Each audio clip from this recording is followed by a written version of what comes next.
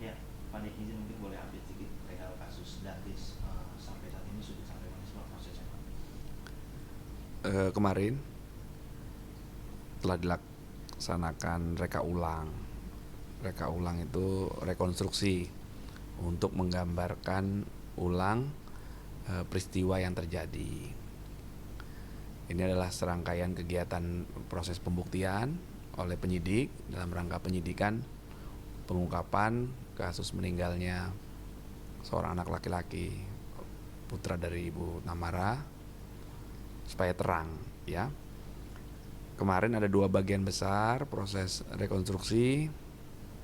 Bagian pertama itu di Polda, diasumsikan itu rumah tersangka, ya, dari mulai persiapan menuju kolam renang. Kemudian bagian kedua itu ada 12 adegan. Kemudian di bagian kedua ada 37 adegan. Di masing-masing adegan ada terpecah lagi kecil-kecil. Total ada 49 adegan. Di bagian kedua itu dilakukan reka ulang atau rekonstruksi di TKP kolam renang untuk menggambarkan peristiwa yang terjadi di sana. Ada adegan ke-13 yang disangkal oleh tersangka, yaitu ketika penyidik menemukan bukti berdasarkan hasil pemeriksaan dari ahli siber, ya, pemeriksaan ilmiah, karena penyidikan ini dilakukan dengan metode scientific crime investigation, ya. Penyidikan berdasarkan pendekatan ilmiah, beberapa keilmuan digabungkan, kerjasama, kolaborasi beberapa ahli. Berdasarkan hasil keterangan atau informasi dari ahli siber, maka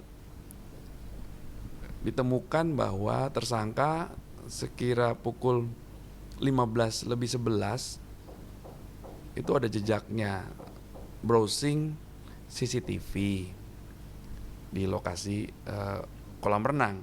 Itu kan dia browsing itu dalam perjalanan dari rumahnya ke kolam renang. Nah, ini yang didalami. Dari awal kan penyidik sudah melapis beberapa persangkaan pasal pidana, antara lain pembunuhan berencana, pembunuhan, kemudian kekerasan terhadap anak hingga menyebabkan meninggal dunia, dan juga dilapis juga dengan karena lainnya menyebabkan orang meninggal dunia. Ini terus dilakukan proses penyidikan, kolaborasi atau kerjasama interprofesi agar kasus ini terang benderang, ya. Setidaknya ada 10 ahli yang dilibatkan dalam proses penyidikan ini. Jadi penyidik melengkapi bukti-bukti, kemudian memadukan persesuaian antara keterangan tersangka dengan keterangan saksi, dengan barang bukti, dengan TKP. Ini namanya segitiga pembuktian, triangle of evidence ini, supaya match semuanya. Dikombinasikan dengan keterangan ahli, ya, ahli pidana, ahli forensik dari Lab 4 Bareskrim Mabes Polri, kemudian psikologi forensik juga dilakukan, kemudian kedokteran forensik saat dilakukan ekshumasi untuk melihat luka-luka yang ada, visum luar dan visum dalam, otopsi. Kemudian dari ahli gestur tubuh juga dilakukan pemeriksaan oleh penyidik. Kemudian dari ahli yang memiliki sertifikasi renang, pelatih renang, itu juga dilakukan pemeriksaan. Kemudian ahli dari Undang-Undang ITE juga dilakukan pemeriksaan. Kemudian dari digital forensik, ahli siber, ya. Ditambah yang akan dilakukan pemeriksaan adalah 2 ahli lagi, ahli poligraf dan kriminologi, ya. Ini merupakan upaya pembuktian yang sangat serius dan komitmen Direktorat Reskrim Polda Metro Jaya untuk mengungkap kasus ini sesuai SOP yang berlaku secara profesional, prosedural, sehingga ini terang benderang, ya. Berarti kalau diurut, Pak, dengan saksi-saksi ahli yang sudah dilibatkan, ada berapa saksi, Pak, sudah diperiksa? Ini detailnya, bentar ya.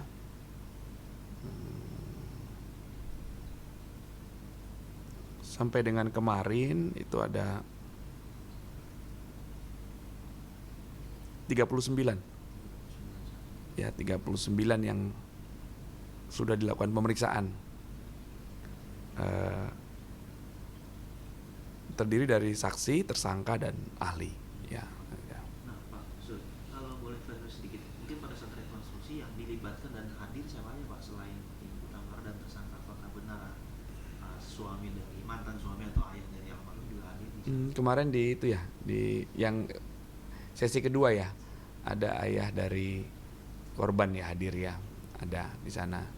Jaksa penuntut umum juga dihadirkan, penasihat hukum Ibu Tamara juga hadir, kemudian teman-teman media hadir, penyidik hadir, Pak Dirreskrim juga hadir.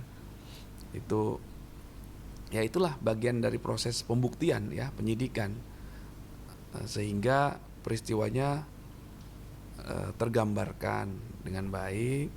Karena proses penyidikan itu, pembuktian sebuah peristiwa itu seperti mengumpulkan potongan-potongan puzzle ya, sehingga gambarnya utuh, ceritanya jelas, clear.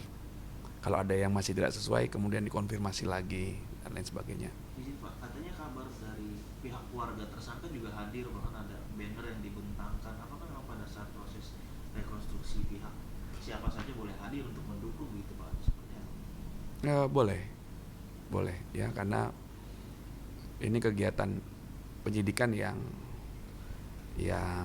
memang dapat diketahui oleh para pihak ya, para pihak untuk kepentingan pembuktian, untuk kepentingan pembelaan, untuk kepentingan penyidikan, itu dapat diketahui oleh para pihak dan keluarganya ya. Walaupun ada batasan-batasan tertentu ya, itu juga dikomunikasikan terus oleh penyidik. Ini masih berproses. Sekali lagi kami mengaturkan turut bela sungkawa, berduka cita yang sedalam-dalamnya atas peristiwa ini. Terakhir Pak, mungkin pasal apa yang disangkakan kalau memang ini terbukti sebagai sebuah pembunuhan berencana? Iya, dalam menerapkan pasal persangkaan pidana itu ada beberapa metode ya yang digunakan saat ini. Itu menggunakan persangkaan kumulatif ya, berlapis.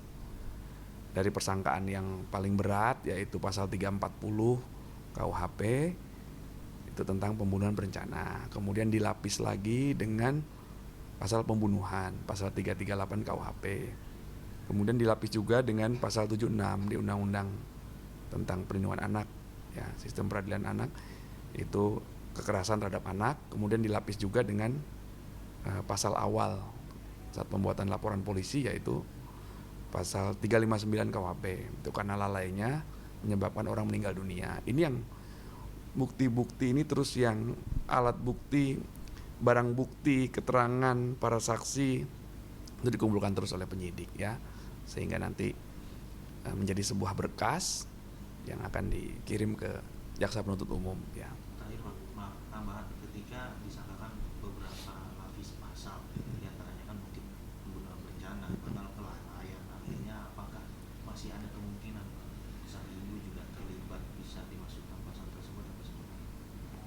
Proses penyidikan itu tidak boleh berandai-andai ya, apalagi yang saya sampaikan adalah apa yang sudah dikerjakan oleh penyidik dan apa yang pasti akan dikerjakan oleh penyidik tadi.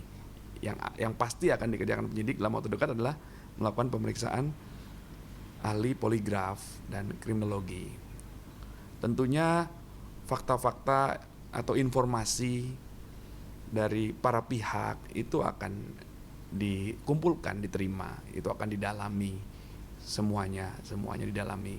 Yang jelas komitmen penyidik sekali lagi berupaya objektif sesuai SOP, prosedural, proporsional, dan juga profesional, yaitu komitmen dari Polda Metro Jaya ya.